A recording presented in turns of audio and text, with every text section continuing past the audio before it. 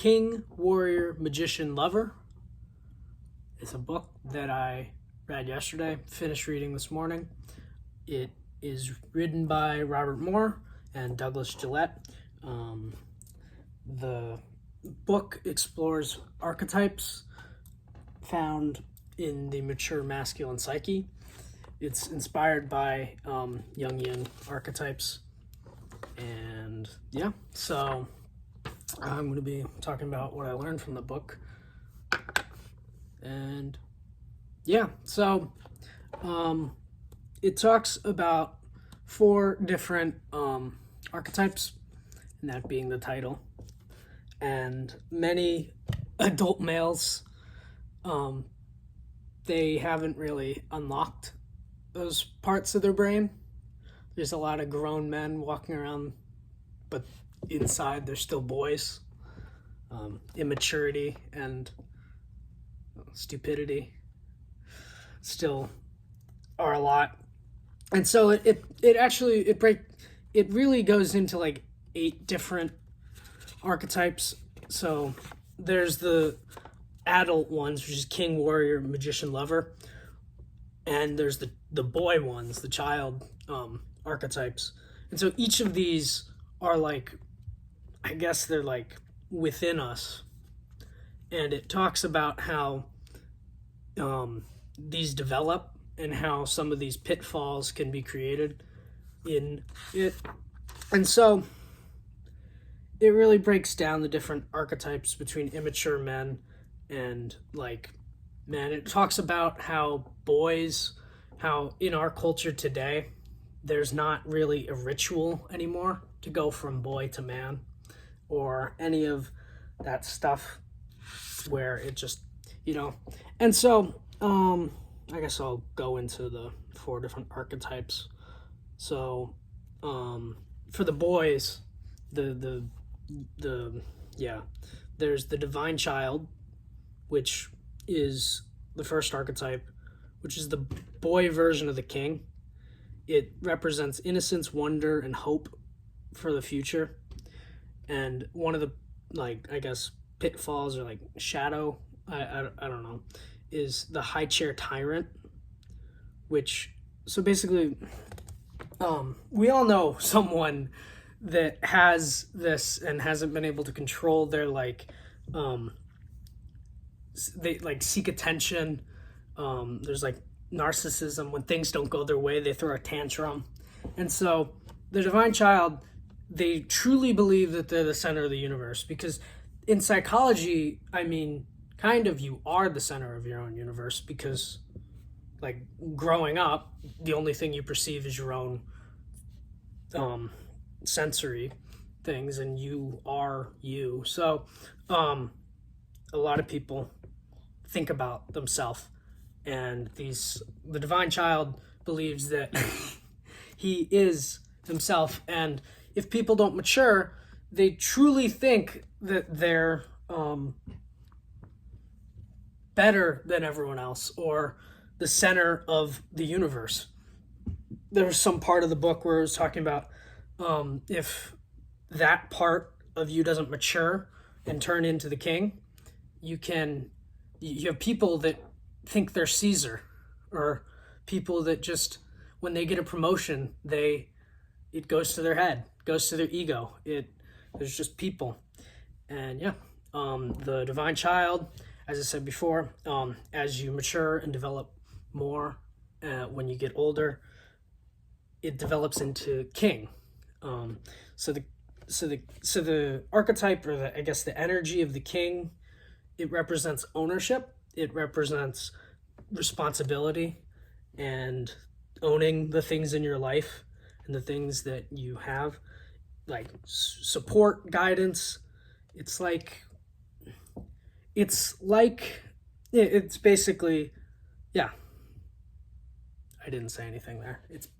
It's basically a source of guidance for your community, and it's the divine child grown up, where it's, people have these traits, but then they develop humility. It's about understanding you're not the center of the universe. and being able to just do things.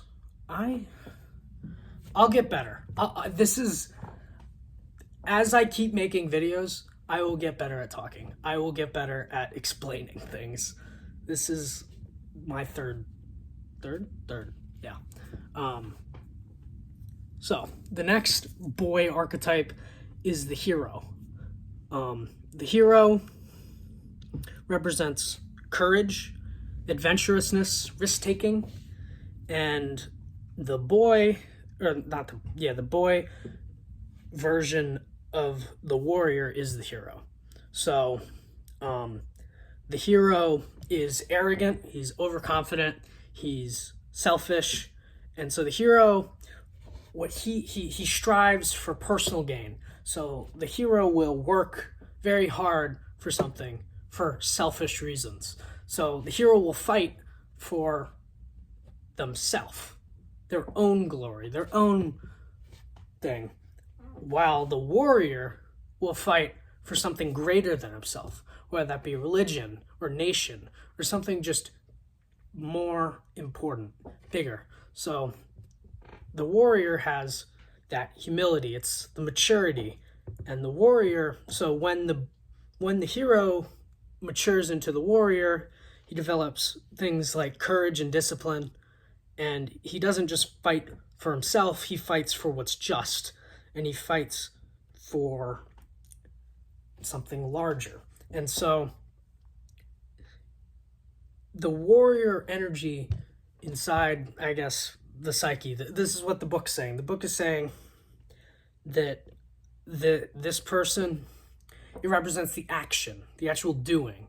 You know how some guys just, they do stuff. They do this, they go to the gym, they like actually put in the work. And he doesn't do things out of his own selfish desires.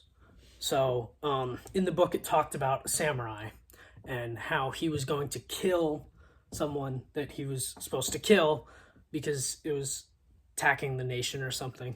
And so he went to kill him, but the person he was about to kill spat in his face. And he didn't kill him because he realized that if he went through with it, that he would not be killing him for the right reason. He'd be killing him because he got spat on and was angry. And that's a selfish personal reason. That's what the samurai realized, and he let him go. I don't know. It's an interesting story. Yeah. That's the hero. Next is the precocious child. So the precocious child, so growing up, everyone is curious. Everyone is creative, but the pitfalls of that is the precocious child acts like a know-it-all, or they're manipulative, or they're just, they lack humility, they lack maturity, and they're a boy. And the precocious child develops into the magician. And the magician is an archetype of wisdom and intelligence. They have depth and they have knowledge and creativity. They act as the person you go to for knowledge, that part of you that seeks knowledge and that part of you that has intelligence and wisdom.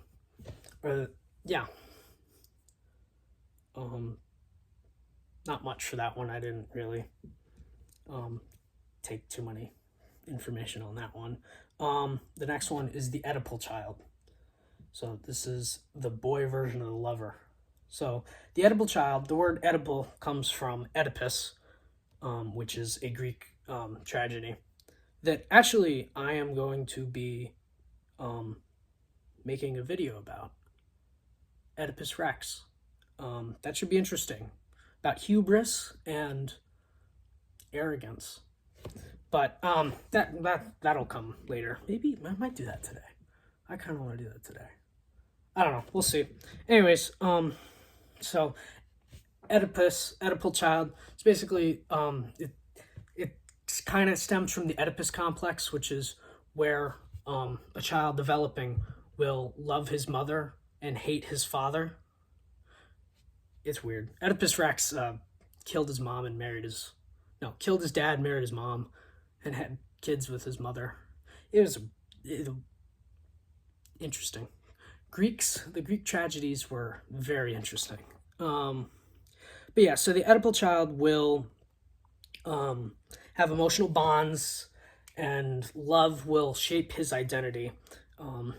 You know, some of these things, like if you look at psychology, it all stems back from your relationship with your parents. A lot of these issues come from, mommy issues, daddy issues, stuff like that. And so basically, there's different things where the Oedipal child will be like dependent on others' attention.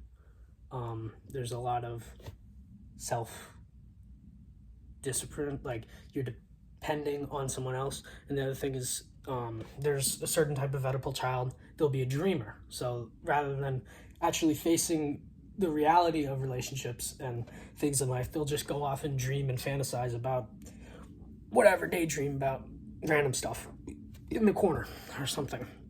And so the Oedipal child, when that develops and matures into the lover, it becomes the driving force of life.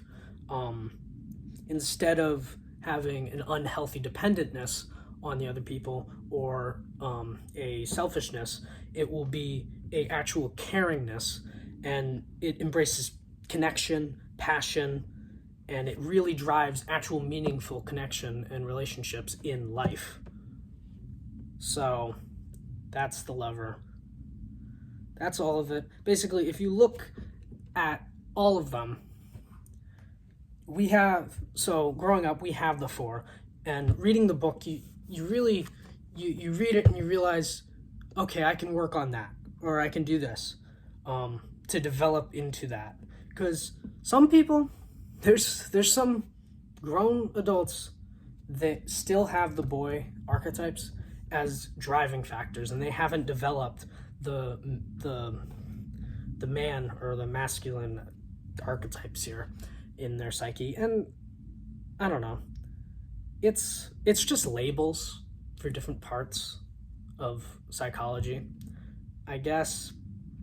I actually, it makes sense. And like when I say that they mature into the adult part, you don't lose the boy archetypes or energy or whatever. You still keep the boyhood. So you just mature and you become more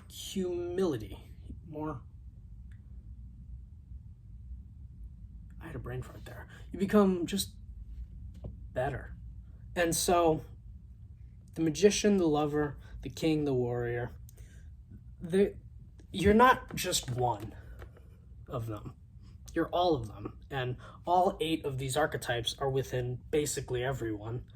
And it's about finding a balance between all of them. And, some people, if you work in medicine, you're going to have more of the magician. If you're in the army, you're going to have the warrior more. It's about just navigating things and finding meaning, I guess. It's interesting.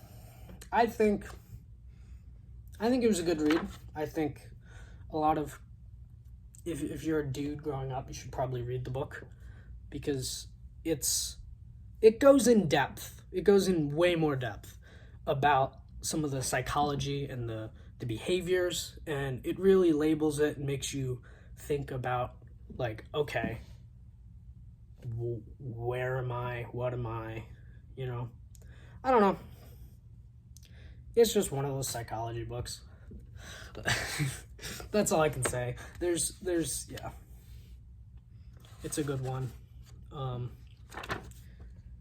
Yeah, so really know how to connect with those parts of yourself, and develop humility, maturity, and I guess you gotta have the king, you gotta have responsibility, you gotta have the warrior, you gotta have discipline and strength, and you gotta have knowledge from the magician, and you gotta have kindness and love from the lover. So that's all I have to say. It was a good book, would recommend. There's many other books in this world, and one book down, 999 to go.